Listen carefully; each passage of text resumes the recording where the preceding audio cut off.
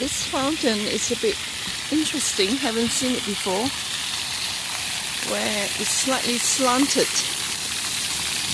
and the water flows to one side and accumulates one side.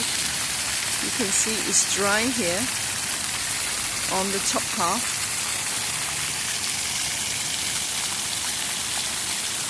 So are they trying to save water here so the water keeps circulating?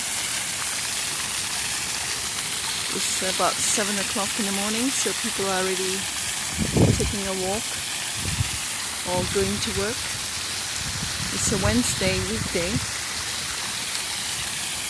so you can see the fountain here is half dry and half full on the other half.